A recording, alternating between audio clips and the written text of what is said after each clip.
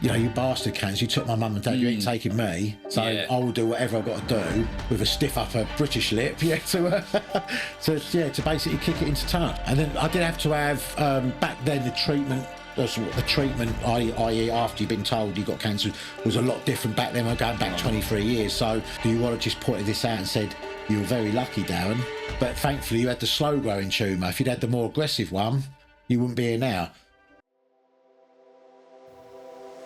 Hello and welcome to the Thrive Against Cancer podcast, where we give a voice to the cancer community. My name is Toby Freeman, founder and CEO of the Robin Cancer Trust, cancer advocate and your host. Every episode we will be hosting open and honest conversations with people affected by cancer, whether personally, as a family member, clinician, or charities and organisations. We will be talking to the cancer community about the cancer community and all the things that are important to you. He's been raising awareness of testicular cancer since his diagnosis in 2001, and I'm very proud to say he is the Community Engagement Manager for the Robin Cancer Trust. Our guest today is Darren Couchman. Darren.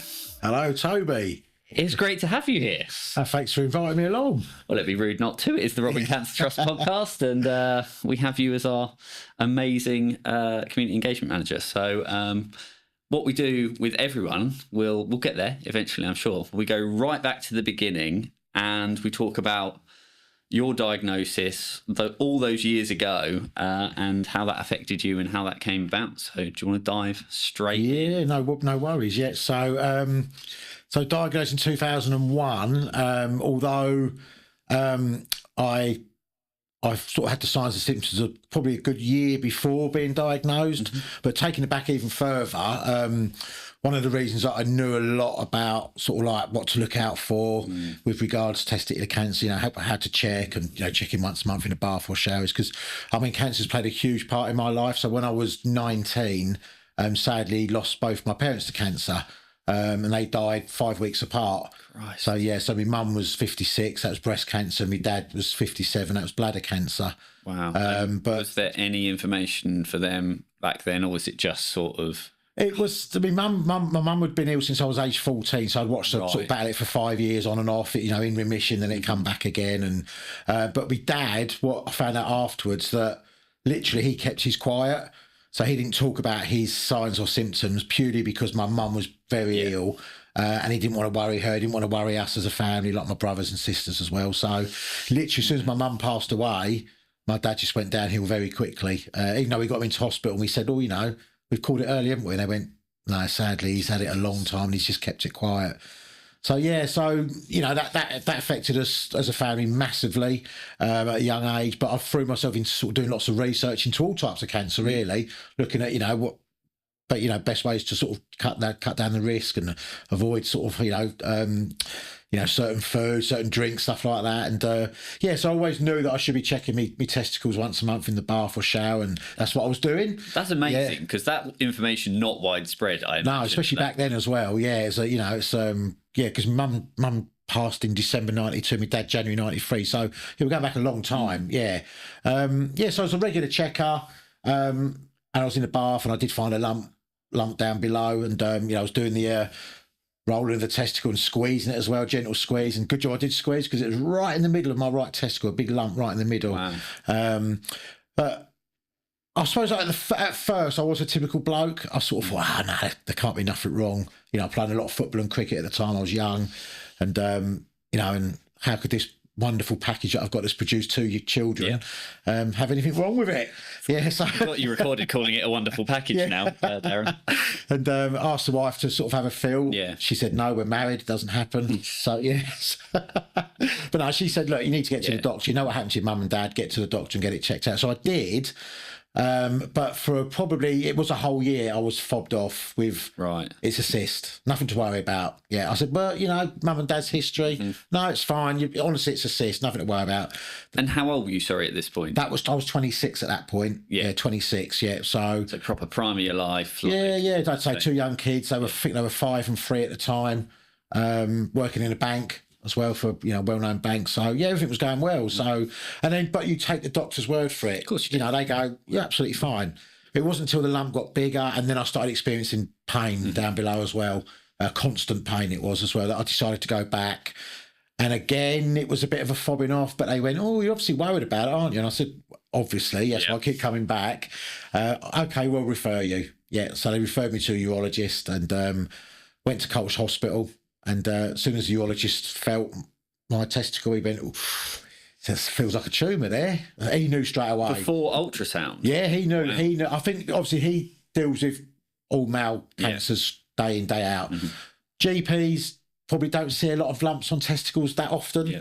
And obviously have to know about everything. They have a wider spectrum of knowledge. But so, and then he said, "Right, I'm going to send you for an ultrasound. We're going to do blood tests for your tumour markers as well." Yeah. Did the ultrasound, and the person doing the ultrasound, I can never say the word, sonographer. Yeah. That's it. Yeah, sonographer. Yeah.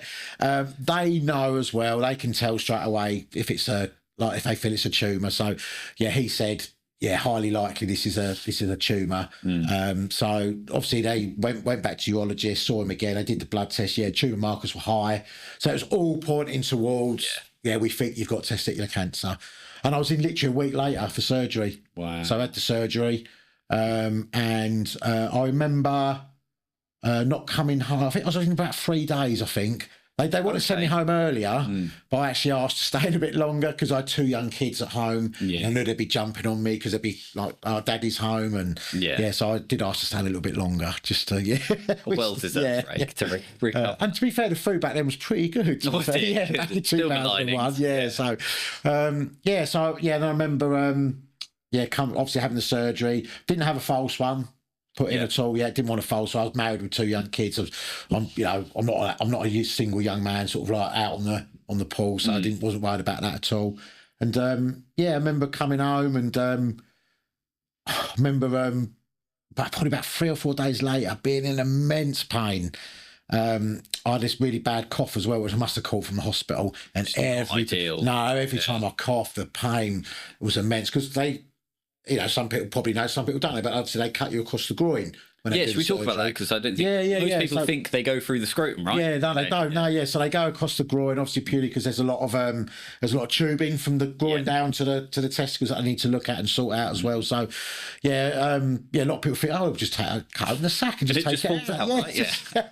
What do you mean? It's 4 to 6 weeks recovery? And I didn't cut in the sack, but no, it's right across the groin. So 4 to 6 weeks recovery, and. And I got this cough when I got home, and it was immense pain because every time I coughed, the pain across the scar area, like the surgery area, was really painful. And then I woke up one night and I just felt all sort of damp down below. No, it wasn't old age because I was only 27. but and I looked down and there was blood everywhere. So and I'd got an infection in the wound as well. Yeah, so the wound had opened up as well. So I didn't have a very good recovery time. No, I remember the district nurse coming out and packing it and giving me antibiotics and then it cleared up. But and then it was just recovery really. Worked really good. Take as much time as you want, which was great because I worked for a bank at the time, so I had a good sick pay scheme. I think it was 8 months full pay and 4 months half, so take as long as you like. Then I remember waiting, I think it was 2 or 3 weeks, I can't remember the exact time, it's probably actually more to 3 to 4 weeks. And then getting your appointment to go and see. Because you haven't had a prognosis at this point, have you? No, they do. They do take the testicle away. They're confident it is testicular cancer, but they can't be sure until they've done the biopsy on it. So, then you go back and see. I think I actually saw the urologist. It was Mr. Core again from Colchester, who's a very good man. He's a top bloke. And I remember sitting down and Sarah said, "Do you want me to come with you?" And I said, "No." I said, "I don't want you with," because she struggled more than me. So my view was, when I got told it was highly likely testicular cancer, it was, right, let's sort it out then. Let's take the testicle away. We still function with one, and let's just kick it in the bollocks, basically, and crack on. Whereas the wife took it really bad and was very emotional and upset. So knew what... Oh, sorry, go on. Well, I was just going to say, before we get to that point of diagnosis, can we dive into...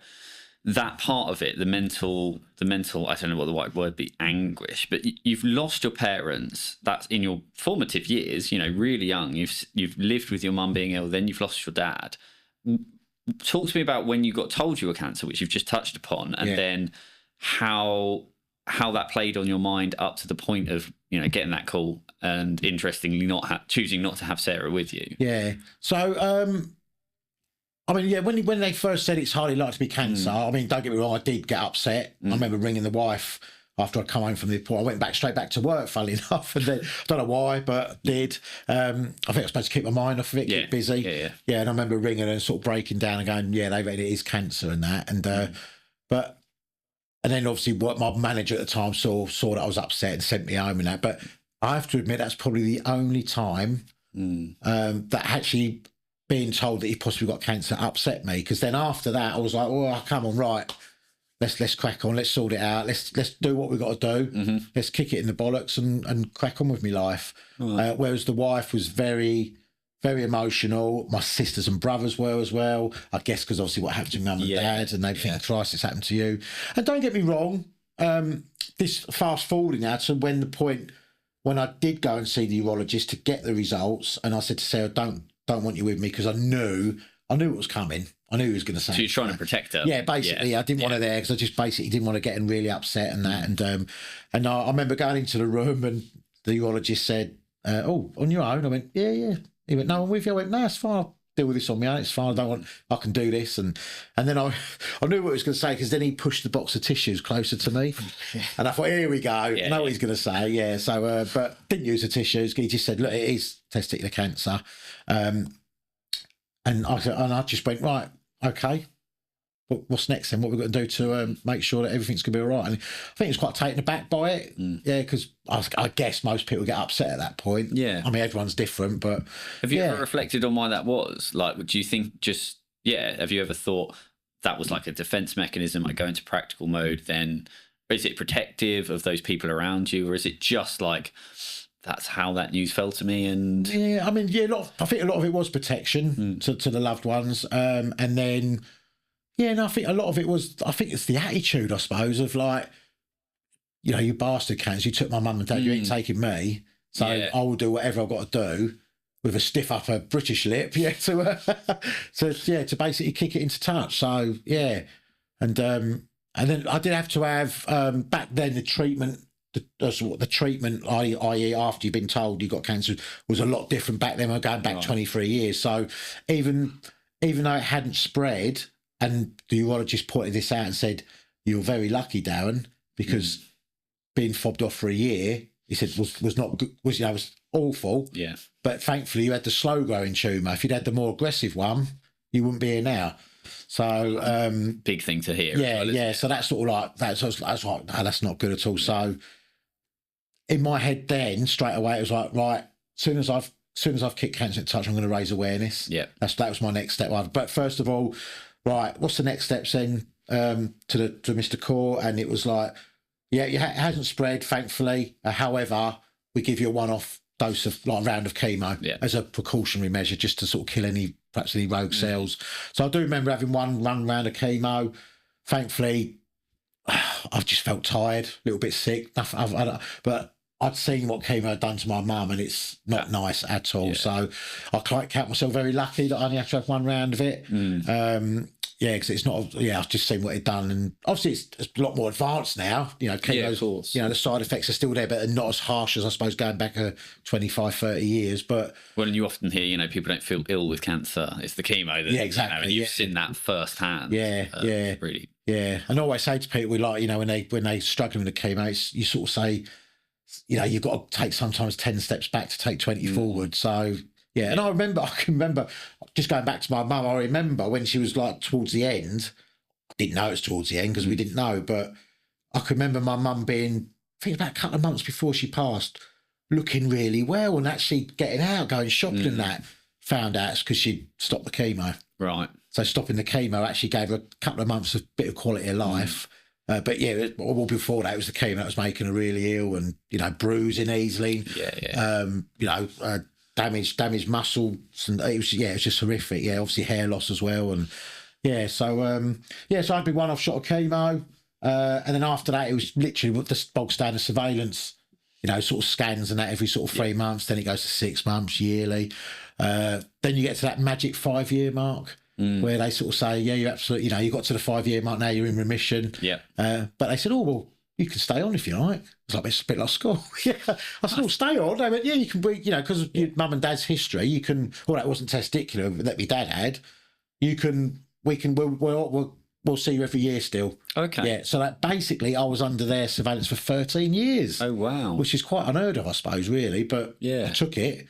Yeah, Peace of mind, exactly, yeah, exactly. But became a bit of a hypochondriac in the early days, which is, I think, is understandable. When you speak to most people that have been diagnosed with any sort of, nasty illness, you become a hypochondriac. It was like, oh God, I've got back pain. Is it coming back? It's a lump down below. What's that lump? Scar tissue. Nothing to worry about. And it's just natural to do that. And then, but after a while, that goes away. You just, you learn to sort of think, well, if there's something wrong, I'm being looked after by the NHS, so they're going to pick anything up. So it's almost like relearning to not catastrophize, I suppose, over a period of years. Yeah. How did it play in? You've obviously got 2 young kids at this point as well. Yeah. And you've seen your parents go through stuff. I suppose there must, that's just another added element of that stress of being a parent, being in protection mode, and then them growing up, I suppose, when they were little, with a dad with cancer being under surveillance. How did that play into? Yeah, so early, at the time, when the year of diagnosis, probably a few years afterwards, just basically said dad wasn't very well, he was in hospital. Didn't say what it was, just probably too young to understand at the time, but as they got older to an age of where they could understand it, then obviously told them what had happened and that, and I think they twigged on anyway because I was doing lots of awareness. And I was going to say, we probably wondering, probably wondering why I was doing all that stuff. Yeah, so and the good thing is, as they've got older and more, more educated about cancer and that, they've joined me. They've done stuff as well. They've joined me on lots of events and fundraising stuff, and to help spread the awareness message as well. But I do remember as well at the time another reason why I just was very sort of straight with my urologist and said, right, come on, let's sort this out, was the thought of my 2 young children at the time of being told, well, you've got cancer. And don't get me wrong, part of me did think, oh my God, I might not be here. I could die. As soon as you hear the words cancer, you think I'm going to die because see what it done to my mum and dad. And first thoughts were, oh God, who's going to take Leah to her prom when she's older? It probably won't be me. I'm not going to be here. Who's going to take Charlie to watch his first Tottenham game? Probably won't be me. But then I thought, well, I don't think like that. Come on, sort it out. And then that's where that sort of like, let's kick it in the bollocks and let's get it out of the way, and then I can crack on with my life. Yeah, so you do go through a lot of emotion, especially because my mum and dad had never saw me got married. Yeah, they've never met never met my kids, their grandchildren. Yeah. Obviously, I tell the kids about them, And but that grief, not only your grief, but the grief of what it could be for them as well. Yeah, exactly. Yeah. That's a lot to take on. And how was your mental health moving forwards with those yearly scans? As you got past remission, did that fluctuate around those scan times? I know you've obviously it heightens. It always heightens as you sort of you get your letter through in the post. Oh, your next appointment's this, and you sort of. It's just a reminder, right? Yeah. It's just, but then it's leading up to, you do your blood test, you have your scan, and then obviously you lead up to the actual day. You sit down, and they go, everything's fine, and till the next sort of 6 months or a year. And obviously as the years go on, it gets better because the frequency changes. But then I think I stopped really becoming a hypochondriac at that remission point of 5 years. I think that is what they call the magic mark. It's 5 years. But then when they said, but we'll still look after each year. Having that as a confidence booster is just amazing. Yeah. So they weren't really as anxiety. They were almost just like a safety net. They felt more. Yeah. So that was really good. And but my mental health did suffer later on in life. Now I'm trying to think how old I was. It's got to be a good. Can't remember the date now. 20. I reckon it was probably 5 or 6 years after my diagnosis, I reckon. No, it's probably longer than that. It was longer than that. Yeah, sorry, right. It was 2008. I'm just trying to check the dates now. It was about 4 or 5 years after my diagnosis. I changed my job within the bank, and my job then became a financial advisor, and part of my role was painting pictures as a salesman. Right. So part of my role as a salesman was like, say you're like one of my clients, I'd sit there and I go, "Oh, Toby, what would happen to your wife and kids if something happened to you? Right. Have you got enough out, And I had to paint these pictures of like basically people bloody dying, just to try and sell a product. Yeah. And I didn't like it. It got to me because it was bringing back lots of memories of what I felt at the time as well, about my mum and dad as well. Yeah. And also they said I hadn't really grieved properly for my mum and dad. Right. I found this out later on when I was having counselling, because when my mum and dad passed away, my twin brother, really suffered big time with his mental health, and I became the strong one out of the two of us, because it was only me and him at home. So I've got two older sisters. They'd flown the nest a few years back. They got their own kids and that. Yeah. Not that it didn't affect them, but when my mum and dad went, me and my brother were both 19. We had a massive house, mortgage, bills to look after. And to do that at 19 is quite a bit of a shock, really. Yeah. Absolutely. So I became the strong one while he suffered with his mental health, and I did grieve, but they said that you hadn't grieved properly. So with this job of painting pictures of people dying or getting a critical illness, and not grieving properly, I suppose, for my mum and dad, it literally all came to a head one day where I hated the job.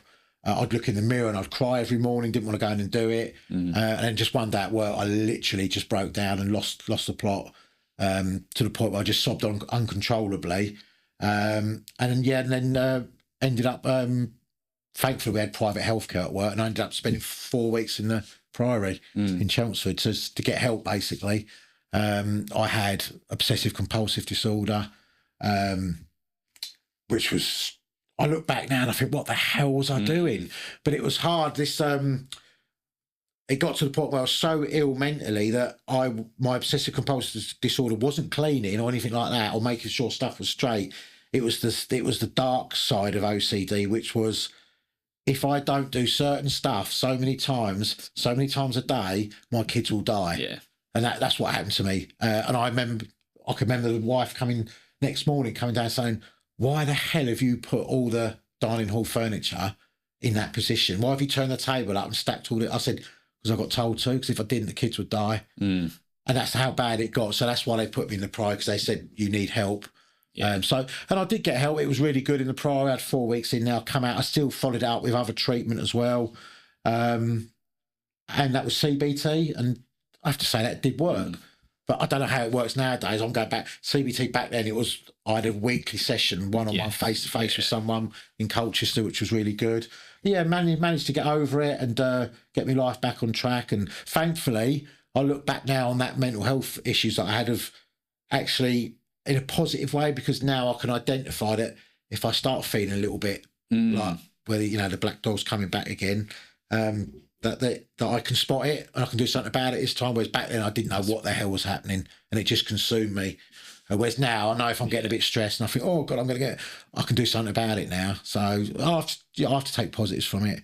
Yeah, and I think firstly that is just so open and honest. I just appreciate you sharing that, because you won't be the first person to have gone through that. You like the massive trauma you've experienced at that age. And actually I was thinking, like, you said your reaction to that was just about practical mode because your brother was struggling. Yeah. And then when you've had your big news, you're practical, just going to get on with this, going to do it. Like, they're all coping mechanisms until there's a breaking point. Yeah, right? exactly. Yeah, I think it just built up over the years, and my body had got to the point where you can't do it anymore, and it just all came out. Yeah, so I self-harmed. I don't mind admitting that. I used to, again with my OCD, I had a fascination with the number 5. Don't know why.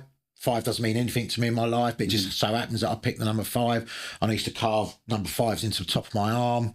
And when I was in the Priory as a protection mode, I used to get all the books that were in my room and make a number 5 at the door so that no one would come. I look back now and think, what the hell was I doing? But sadly, your mind's a funny thing. When it takes over, it does take over. Yeah. So absolutely. And people say to me, they go, "Oh," because a lot of people, it's in my book, which I'm sure we'll touch on shortly. But I'm quite open about. It's a humorous account of my journey, but it's also there's a bit in there about my mum and dad, and also about my mental health. And people often say to me, "Oh, damn it, you're such a happy-go-lucky, funny guy, and you make people laugh." And You know, you can't have had mental health. Doesn't discriminate. Not at all. Doesn't discriminate at all. Yeah. So you can be the funniest guy in the world and still have mental health issues. So yeah. Yeah, absolutely. It can affect anyone at any time. And these conversations are so important because we need to normalise them. And I think your story of what you've been through and then what happened in that aspect and now where you are, which we can talk about in a bit, I think that, you know, is incredibly powerful because you have gone through a shitload and you are an open book, literally, on talking about it. And especially for guys, I think that's really, really important. Yeah. Because, you know, you can't be expected to hold it all together. I think that, you know, what you're saying about how counselling and CBT and that ongoing support has made such a difference. Like being able to recognise triggers now and when you're struggling is so important. Oh, yeah. Because it means you're not going to get back to that. No, exactly,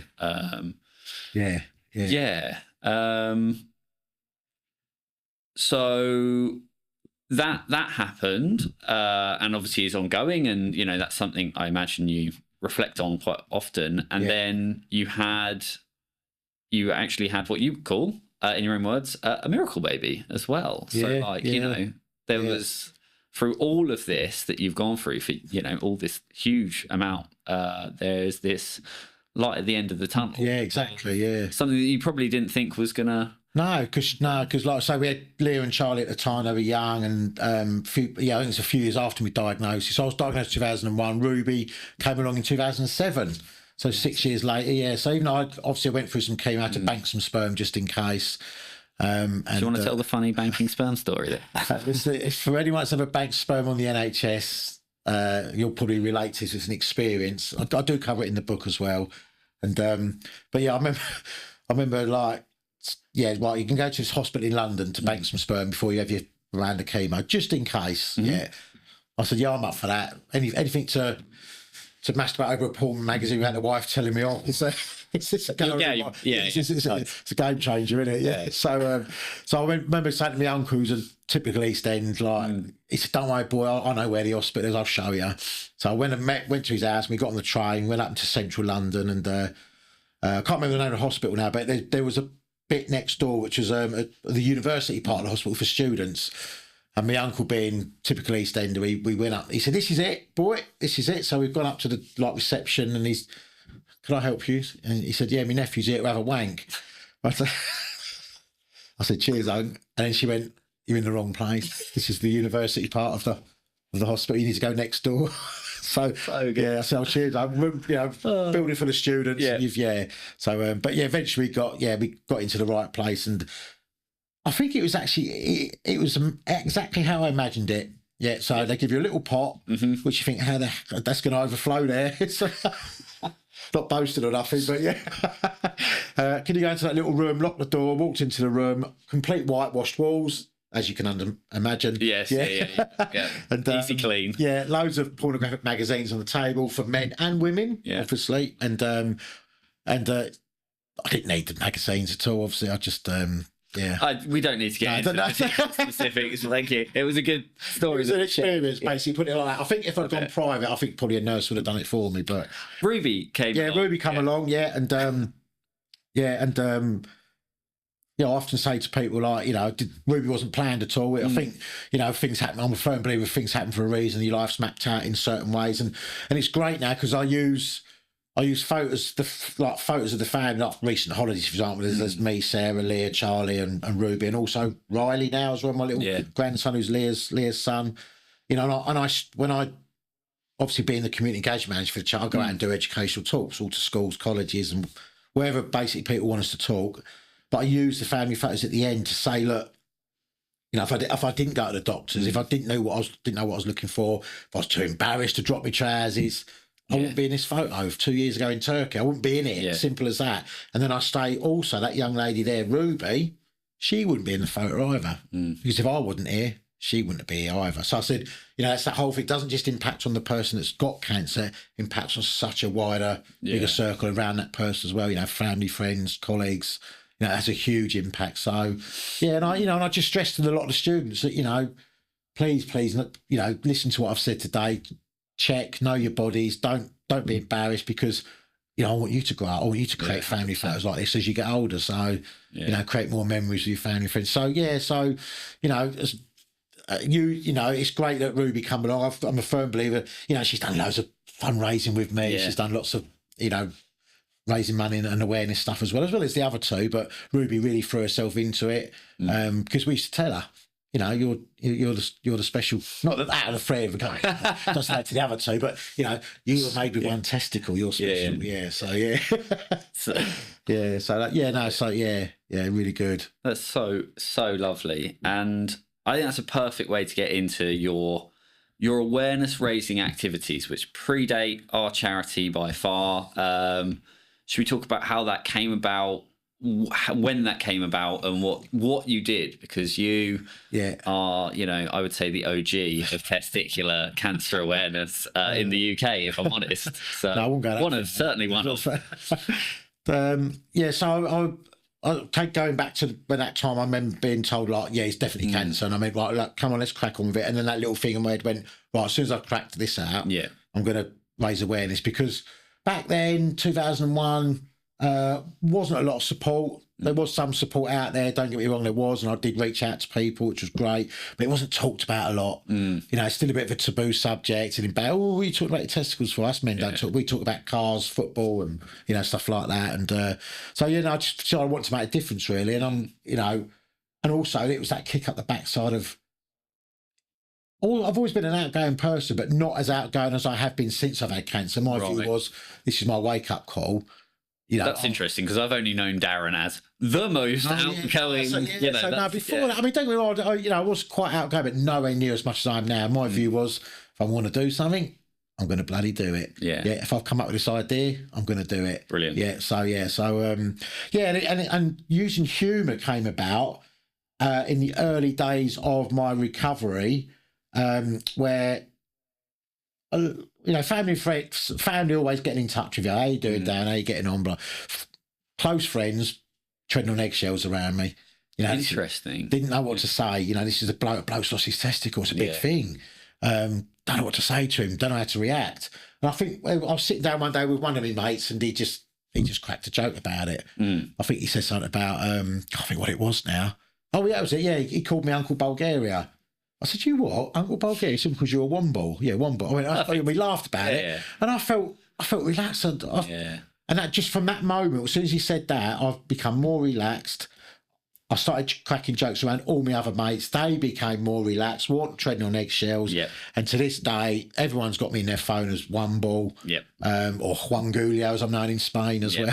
So all the jokes, all the, and I thought, you know what, humour, it helps. It definitely helps, and also they say laughter is the best medicine. So that's the time. That's at that point I decided, right, I want to do some awareness raise. I want to do some publicity stunts, but I want to use humour to basically break the ice, break down the barriers, put a smile on people's faces first, so that they relax, and then deliver the serious message. So, so I started using humour. I did, obviously the biggest thing I ever did, I suppose the first ever publicity stunt I did, where I did the testicle tour. So that was a tour of 2 weeks around England, visiting towns or villages that had some kind of reference to the male genitalia. What were your favourite? You must remember some of them. Oh, there was loads. There was about 85 in our total. Was there? Bell End. Yeah. Great. Down the road from Bell End was Licky End. Yeah. In Gloucestershire, there's Lower Swell, which is quite good for the testicular cancer message. Yeah. You got Prick Willow. You got Balls Cross. You could reel these off all day, couldn't you? There's Penistone, but I call it Penistone. Obviously. And there was a village in Sussex called Cocking. But when we were there, the locals come out. It was quite a posh place, because what we basically did, me and my best mate Dickie Miller, we got a Mercedes all branded up with all testicle tour logos on it, some of the place names, and honk your horn if you think this car's the nuts, and all stuff like that. And we had 2 great big pink testicles, which was basically gym balls with furry pink covers on them. Iconic now. Yeah, exactly. They are iconic. Yeah. So, and every town or village sign we got to, we had a photo of me and Dickie with the 2 big pink balls at the village sign. And obviously these locals come out when we were in Cocking, and said what we were doing, and we explained it, and they went, well, it's not really appropriate because this is called coking.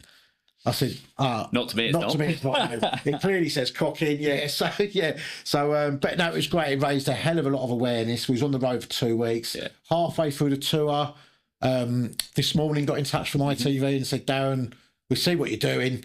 Would you like to come on the sofa and talk about it for 10 minutes? And we need to talk about this. Yeah, absolutely. I said, like, at the time we was up near the Lake District. So we had to come all the way back down to London the next day. It was not next day, within about 2 days. It was all very quick, all happened so quick. So we went to London, went to the ITV studios. I was on the set talking to Philip Schofield and Fern Britain back then it was, because this was in 2008. And basically they just sort of, it was weird because before they went live, Philip Schofield and Fern Britain said to me, "Oh, Darren, we're not allowed to mention any of the place names." I went, well, it's a bit weird. It's the whole point of like this awareness stuff. And also their place names. Yeah, exactly. It's not like, And then Fern Britain went, she said, "Oh, bugger this," she went. She said, "I'm going to mention them." And true to her word, bless her, she did. Yeah. And I think she got a bit of a bollocking, shall we say, in her ear. But she mentioned, because she said, these are real place names. Well, why can't we say them? Yeah. So it was great because they did that. And then obviously before we went on, a couple of days before, when they talked about what you're going to do on the show, they said, "Oh, would you also drop your trousers and show everyone how to carry out an examination of the testicles?" Which is incredible. Yeah, because they'd always got male models in to do it on their health week, the men's health week. Right. So this is the first time they'd ever got a survivor to do it.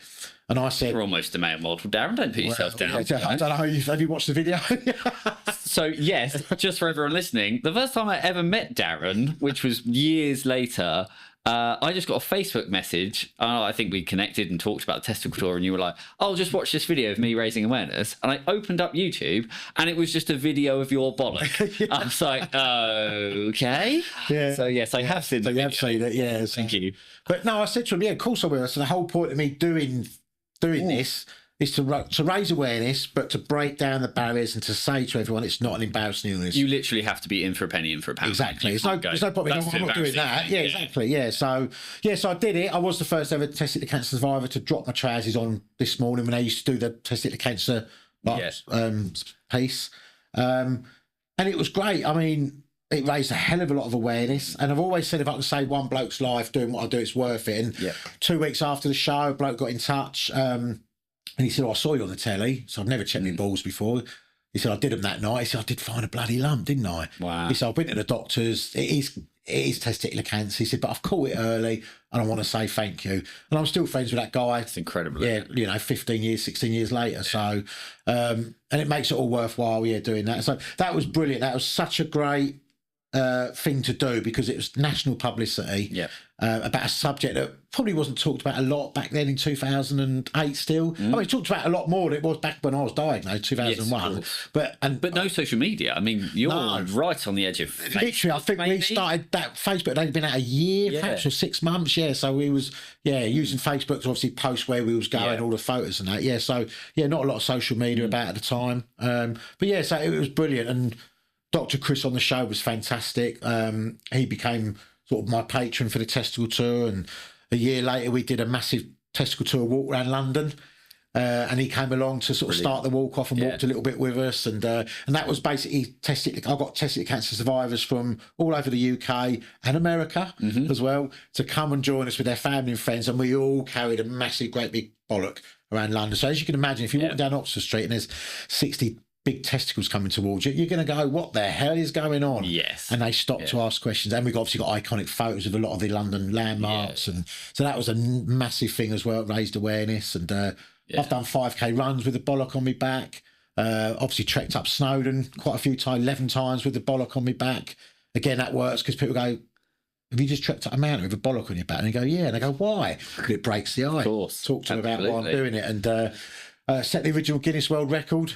You did? Yeah, we should talk about that. Yeah, in Clacton-on-Sea. So decided I wanted to do something that's never been done before. Got in touch with Guinness and said, "Well, you haven't got a world record for testicular cancer checks. You see, you got one for breast cancer. Why not?" "Oh, because no one's ever asked us." I said, "Well, I want to do one." They go, "All right, then give it a week. Leave it with us." And they come back with all these guidelines. Said, if you can get a minimum of 200 men following all these guidelines, you can have the first ever Guinness World Record. And that's what we did in 2010. Down in Clacton-on-Sea at the shopping village. Love it. 208 men standing there checking their testicles. And ended up getting the world record for that, and which was that raised a hell of a lot of publicity and awareness, which is great. And don't hold the record anymore. My one ball friend in America, we'll get it back. Yeah, he'll get it back. Yeah, he broke it in 2017, but not by many. No. Yeah, I think we need 250 men really. So if anyone's listening, watch this space. Yeah, watch this space. Yeah, yeah. Or I remember at the end of the testicle tour as well. So we did 2 weeks of visiting all these rude place names, and culminating in finishing in Trafalgar Square, where I sat in a bar for nuts for 8 hours in the middle of Trafalgar Square. I don't know if I knew that. Oh, did you not know that? No. Yeah, so... amazing. Purely because, obviously... That's like modern art, Darren.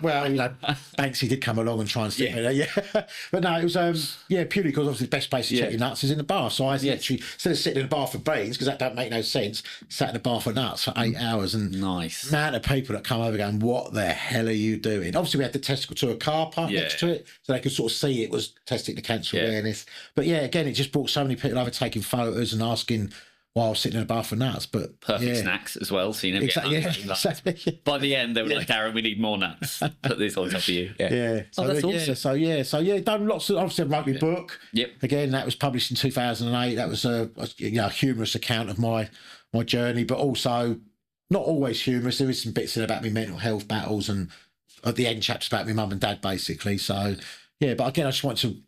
It helped putting it down on I was going to paper. say, how was that for you? Yeah, really helped, because I was off. I'd left work by then, so because the job, obviously the combination of the job I was doing, my mum and dad, and my own diagnosis made me ill. I actually left the bank, so I had a year out literally, because obviously they paid me off. I had a year out of. That's when I did the testicle tour and wrote my book in that year.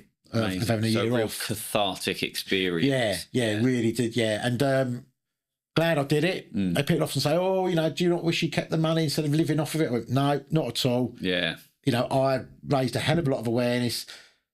Did something that I never thought I'd do, which was travel around England in a branded Mercedes with 2 big bollocks and my best mate, visit all these place names. So, and then writing a book, which is, that's been sold all over the world. I've been Mexico, Germany, South Africa, Australia. So no, great. I'd love. Yeah. Who cares about the money? Money's nothing. The awareness I've raised and the people I've helped is priceless. That you can't put a price on that. Yeah. So yeah. Obviously, the wife wasn't happy. I went away for 2 weeks. Well, but I the whole time was thinking, thank goodness for supportive partners, because they give us a leeway, don't they?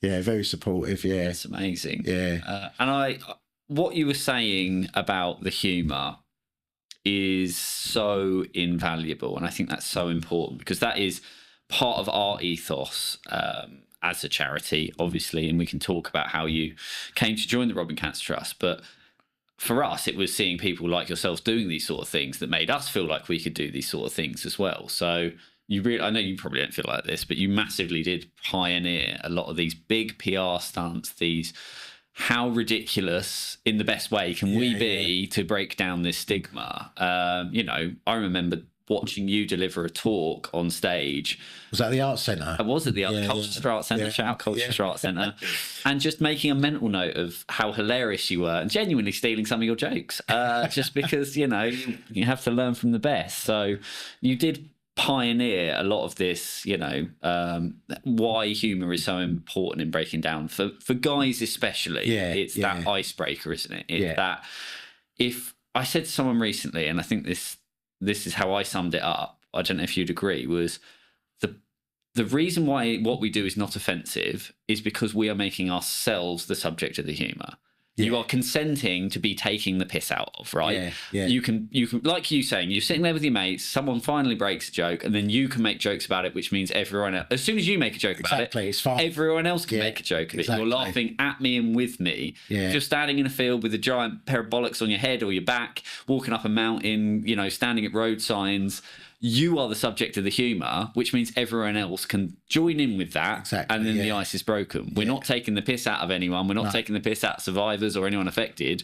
We're saying, laugh at us, because this is why this is so important. Yeah, definitely. We're giving permission, aren't we, really? Yeah. It's weird, because I'm sure you get asked, but I get asked it often when I'm at awareness events or doing talks.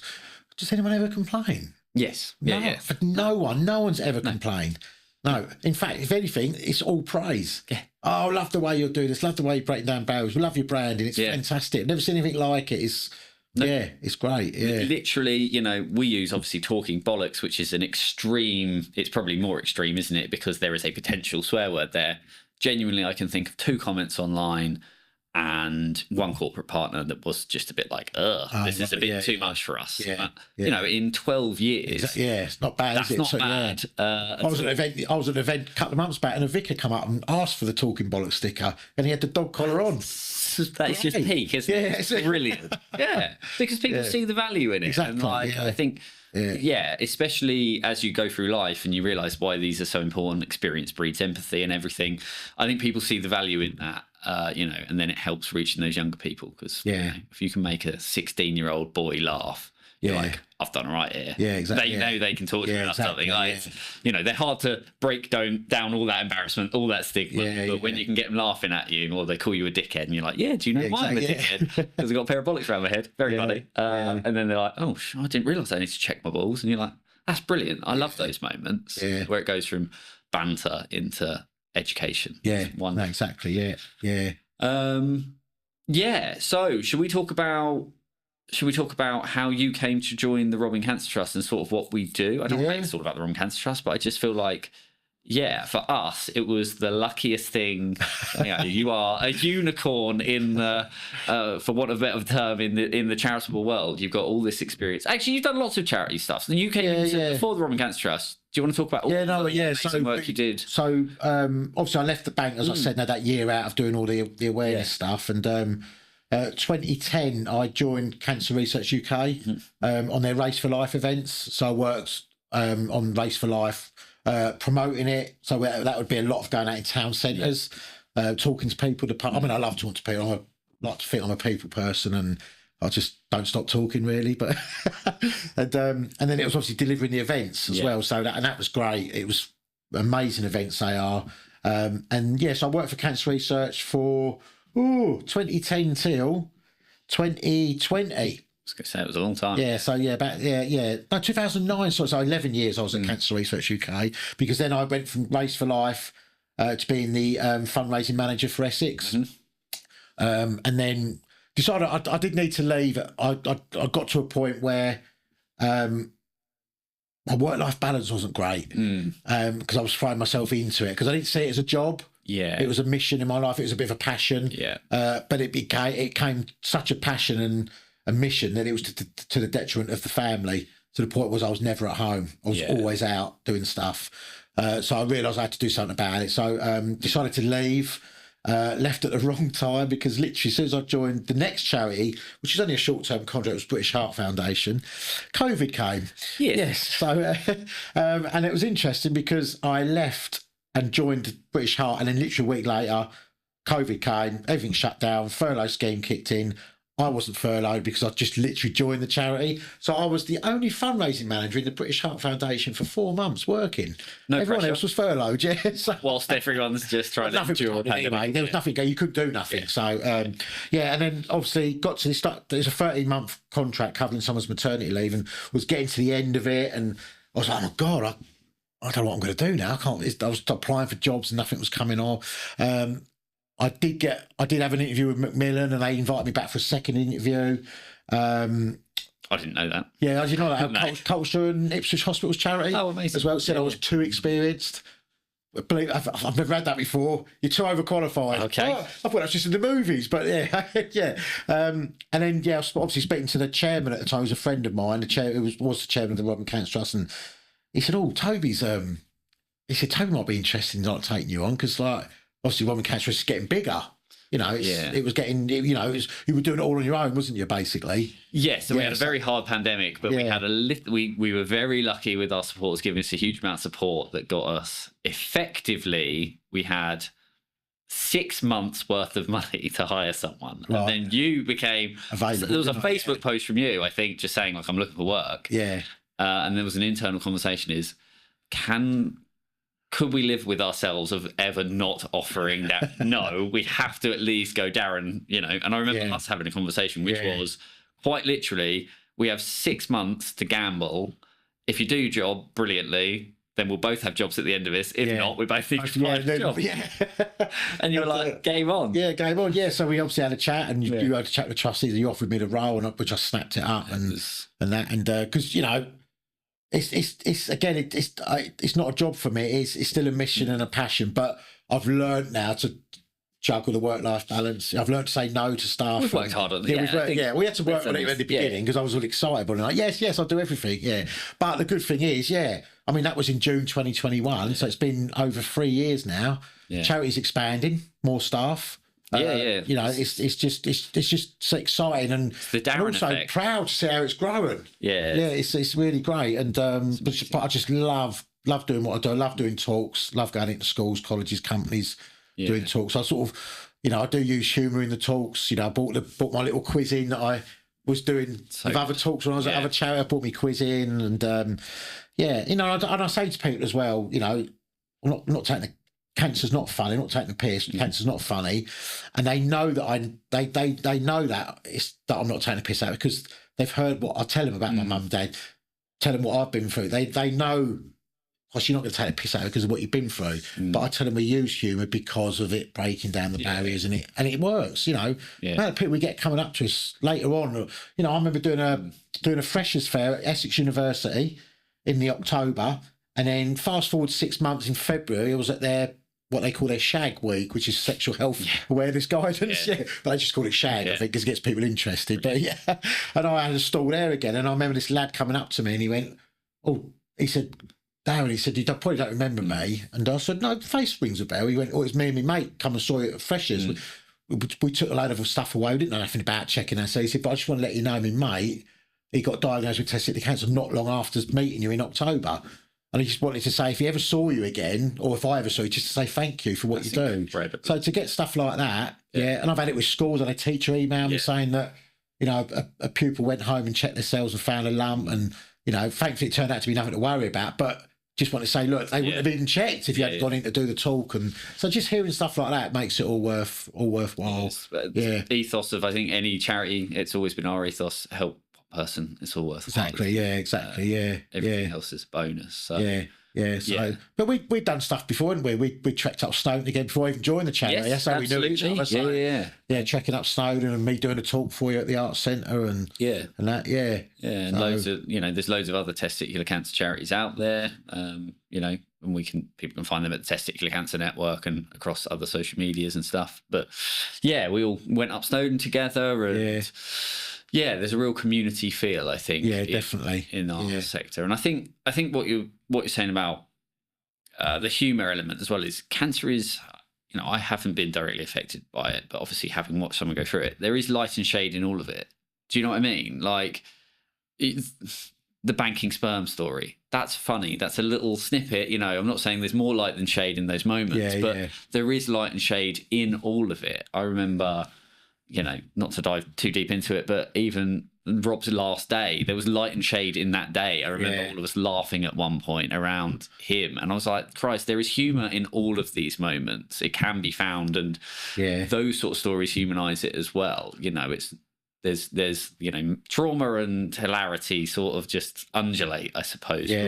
So not only is the breaking down of the stigma, but I think it's true to not every story, but quite a lot of stories where, you can find the humour in these really dark times. Yeah, definitely. Well. I mean, you see it all the time. I can remember when I was young, and I remember going to my first ever funeral. I think it was my nan, and like me and my brother, we didn't get it that people were laughing and joking at the wake. We're like, hold on a minute, our nan's died.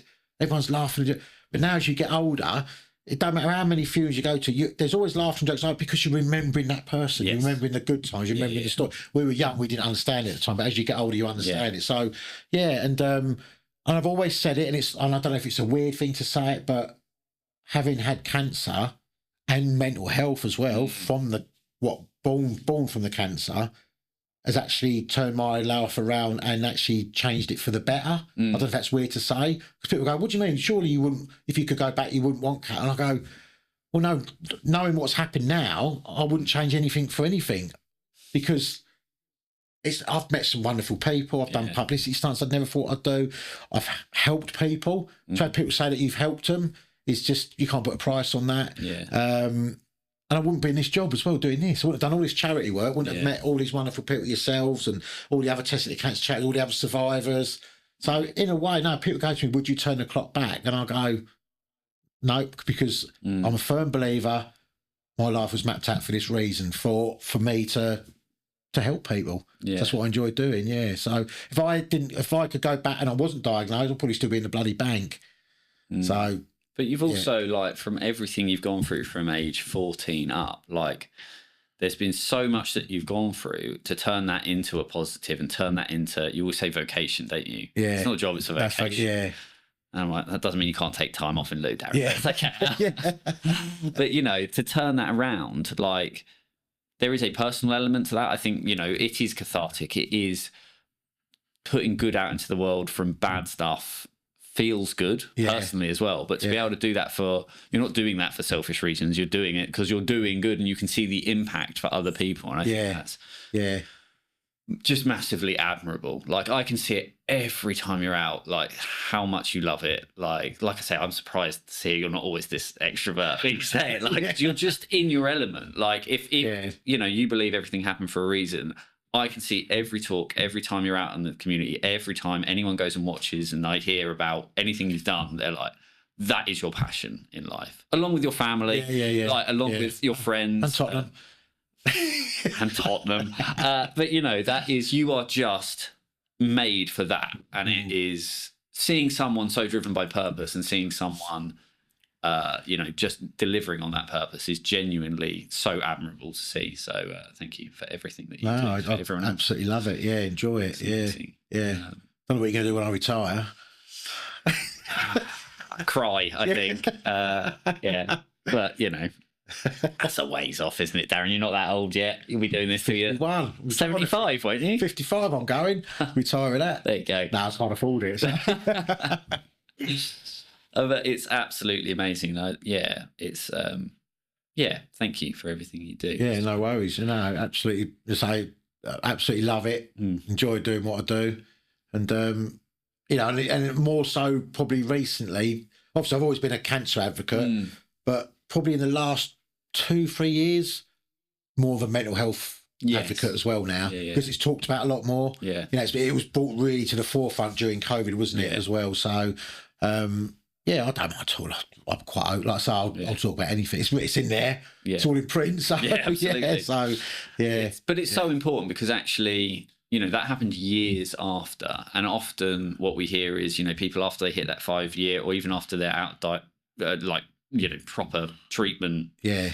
As, you know, an intense period, it's like, oh, I feel a bit forgotten about. You know, the mental health issues are ongoing or they hit later down the line because when you're going through stuff, you're in, I don't know what the right term is. Flight, what do they call that? Fight and flight? I was going to say, you're in survival mode, aren't you? Fight or flight, and you're just getting through it. Yeah. And then, so the more we talk about this, the more it is normalised, because we can't, you know, I suppose the term is sort of phrasing is once a cancer patient, always a cancer patient, right? Like, those fears don't go away, those mental anguish doesn't go away, all those anxieties, you just hope with time they lessen. It's almost like a grief, isn't it? Yeah, grief doesn't go away, just your life builds around it. Yeah, and they do say, well, they say time's a healer, so it does, don't get me wrong, I think time is I do believe in that phrase at time, but you still never forget. Yeah, I always think time's a good distractor. Could be, The stuff doesn't go away, but maybe things just are more at the forefront. Yeah. But you can easily dip into those moments, like you say, when the black dog comes in or something else happens when you're low and you're like, actually, I can be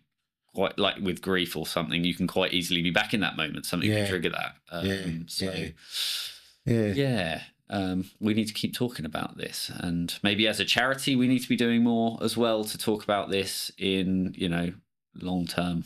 The long-term view of people being affected by cancer as well. So maybe that's something we can look at. Yeah, because, you know, there's you know, often people just think about the physical side or the emotional side, you know, or not really so much the emotion. But if anything, I think going through cancer personally, the physical side of it didn't really bother me. Oh, you've only got one testicle down, and still does the same job as if I had two.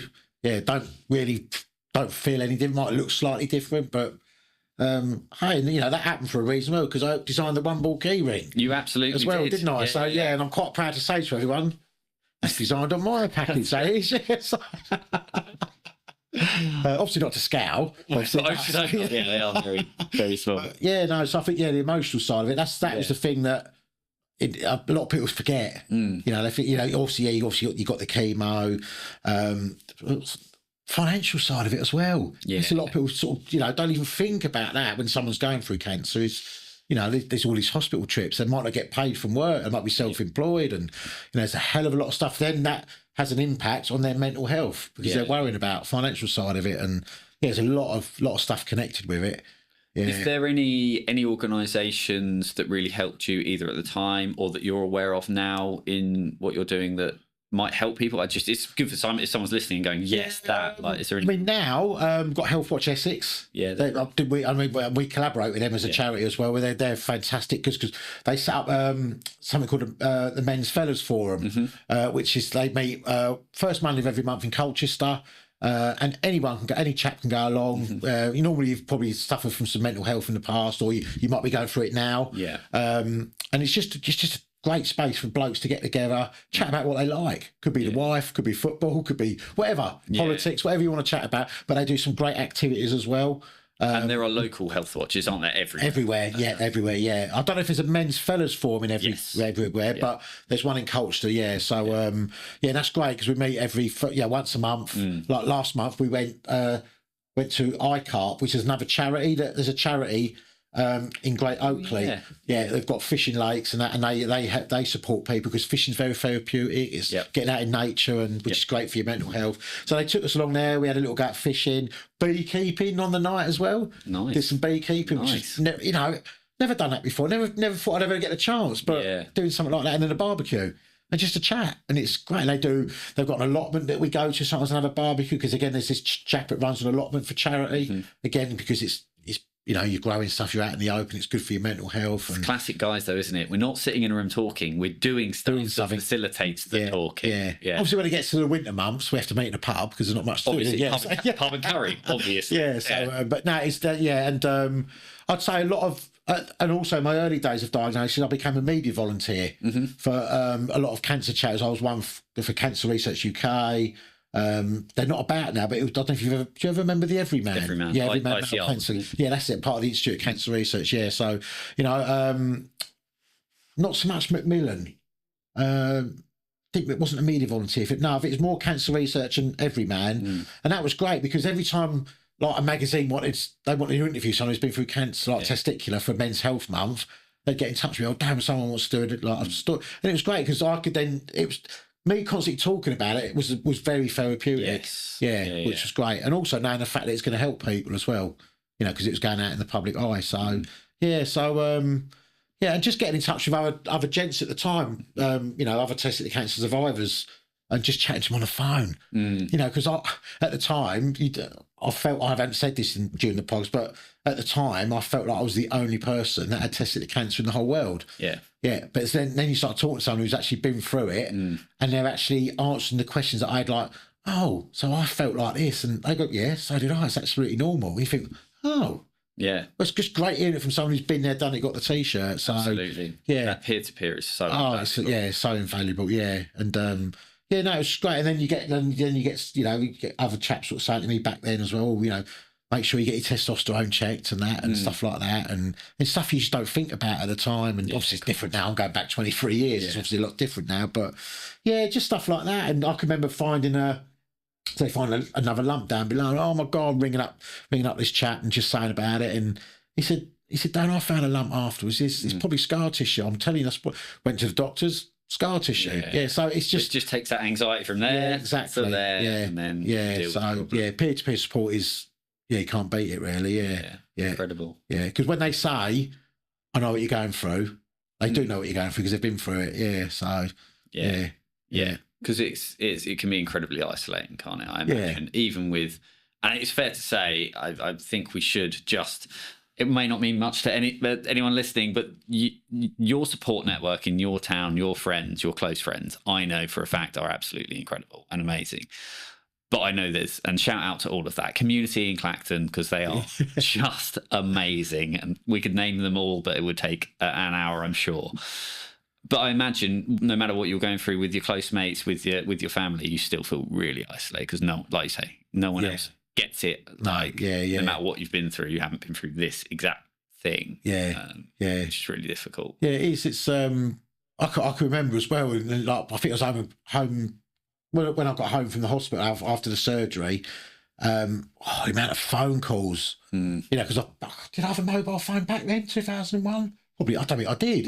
No, they're not like they are now, mobile phones, where they're constantly in your hand. I don't think I had one back then, so it was obviously ringing on the home phone. And the wife would go, "Oh, it's Auntie so-and-so." Auntie. And at the time, it was great getting the first couple, but then after a while, it's like, God, I'm saying the same thing. Yeah. And it was tiring. And I said to the wife, I wish I could just record what I've just said, and then you literally play it against the phone with someone, because that's how it was. It was, which is what social media actually allows you to do. Yeah, it does now. It gives you that platform, doesn't it? Yeah. So, but back then it was like, saying the same thing, and it was like, and it did get tiring, and So, but no, it's you do feel isolated, but do you know what? Like you just said, the support of family, friends, and the Clacton community it's been amazing. Even like we used to do this massive event for cancer research called Relay for Life. We don't do that anymore.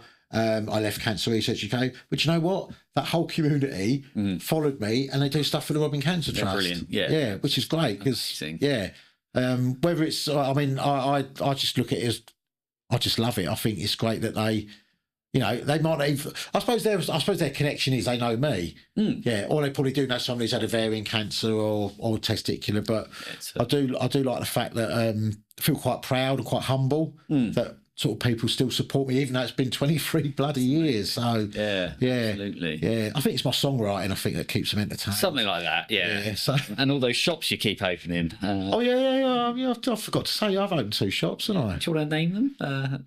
Well, I don't get any discount. Oh, right, okay, don't worry about it. But I know I have cut the ribbon for Pizza Hut in Clacton and Morrison's in Little Clacton. Hopefully they'll give you a voucher for this, free advertising. But again, just another thing you were saying about earlier, it's changed my life. Never would have been able to cut a ribbon for opening a bloody big supermarket, would I? No. All because I lost a ball. What a trade-off. Exactly, Trade-off. Oh, brilliant. Well, I know I could talk to you all day, because I do talk to you most days. Talk at length. And I know there is so much more you probably want to say. But we do have a time limit on the podcast. Yeah, no, that's fair enough. Just, if you want to know more, just download my book from Amazon. They can find you on socials, and you're on LinkedIn, aren't you? And Facebook as well. Yeah. And to be honest, if they follow the Robin Cancer Trust, they'll see you doing everything out that you do. Most days, which is amazing. But it's not about that, it's about you and your story. So thank you so much for sharing that. Thank you for being so open and honest, and from the bottom of my heart, and I'm sure many others, thank you for everything that you have done and continue to do. My pleasure. What we usually do is just end with some quick fire questions. Would you mind me going through them? I don't know did you have these in advance? Is this? No, I've not. Off the bat. Okay, exciting. Now I'm going to take an hour to think about it. So, what advice would you give to someone who's worried they might have cancer? Cool, that's a good one. Blimey. Is obviously it's very hard to say don't worry, because you're going to worry, because I've been there myself. So you can't, people go, oh, don't worry about it. You're going to worry about it. So is that, seek professional help, seek professional advice. These are experts at the end of the day. They're gonna help and support you. Talk about it. Don't bottle it up. You might think, oh, I'm not going to tell anyone, but even if you just talk to one person about how you feel and what you feel, what you think might be happening, and just honestly talking is a godsend. So that'd probably be my biggest bit of advice, is obviously go and get help first. Go to your doctor, but talk to someone. Yeah, so problem share, problem. Yeah, exactly. Yeah. And I think also, if you're, just to add to that, if you're the person that is being talked to, really listen, and then give the advice of going to see a medical professional as well. Don't bury your head in the sand. If someone's talking to you, I think that's a massive first hurdle to have got past. So what's the most impactful thing someone did for you after your diagnosis? Blimey. I think it's going back to what I said about my mate cracking that joke. Yeah. And just basically, because that changed everything for me. you know, that set my direction of what I've been doing ever since. So something as simple as him calling me Uncle Bulgaria, literally, that was the biggest impact. Yeah, I'd say. That's literally shaped your life, hasn't it? Yeah, it has. Yeah, so, it's weird to say, isn't it? Someone cracking a joke about me only having one ball, but it has. Yeah. And it can be that simple sometimes. Yeah, exactly. Yeah. What an impact. What's the worst thing someone has said to you about having cancer? Right, that's the worst thing someone's actually said to me. Ooh. Could be a social faux pas, or sometimes things are said with the best intentions but come across horribly. And if hopefully you haven't had anything, it's actually... No, I do not. I don't think they meant it in any... It was more... I was shocked, I suppose, and surprised. I can remember when I was working for the bank, when I was a financial advisor, the manager at the time, I remember him saying to someone else, I think this goes back to people treading on eggshells around you, that he said, I wish I'd write a manual on how you talk to someone who's just been diagnosed with cancer. And like, that wasn't horrible, because to be fair, he was only saying what he felt.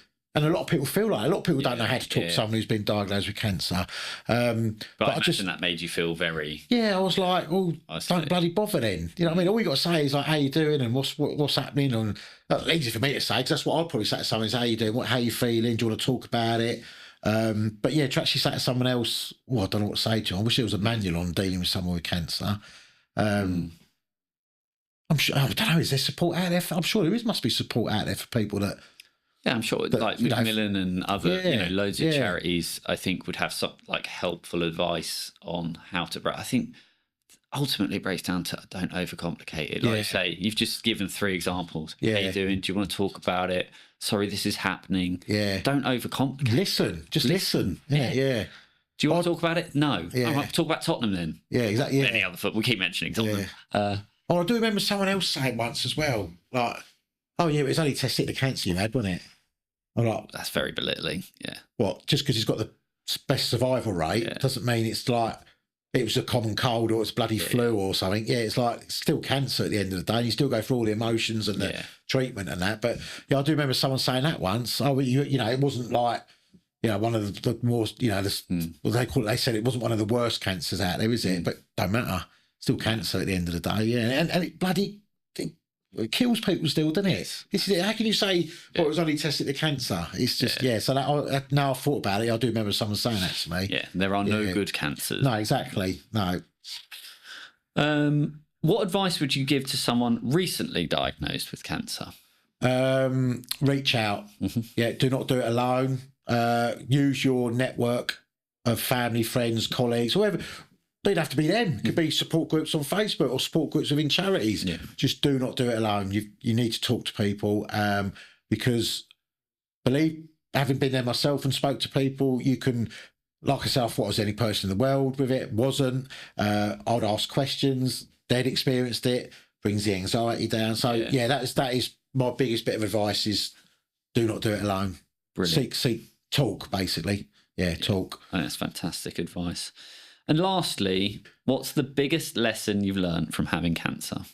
Biggest lesson I've learned that I suppose for me, it's going back to when hearing the word you've got cancer. The biggest lesson I've learned is that it doesn't always mean that it's a death sentence. It doesn't always mean that. So, and I say that to people now that, when they get first diagnosed is, a lot of blokes I speak to, like, because I offer them obviously the peer-to-peer support and, I don't know what I'm going to do, and then I talked about, I had it 23 years ago. And you're fine, and you've got kids. You've got another kid. You're a granddad now, and you're doing all this public. Yeah, don't your life goes on. Yeah. You don't have to talk. You don't have to shout it from the rooftops like I do.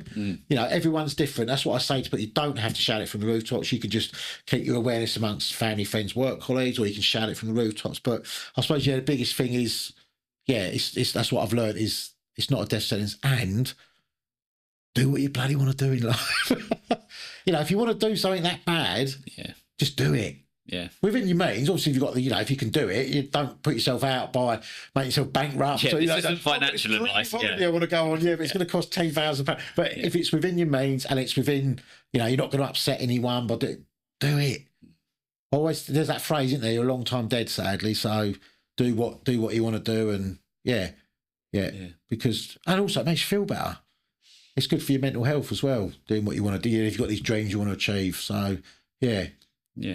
Amazing. Thank you, Darren. Thank you for that advice. Oh, sorry, Todd. I've also learned that you can use humour to raise awareness. That's probably another big thing as well. You can use humour.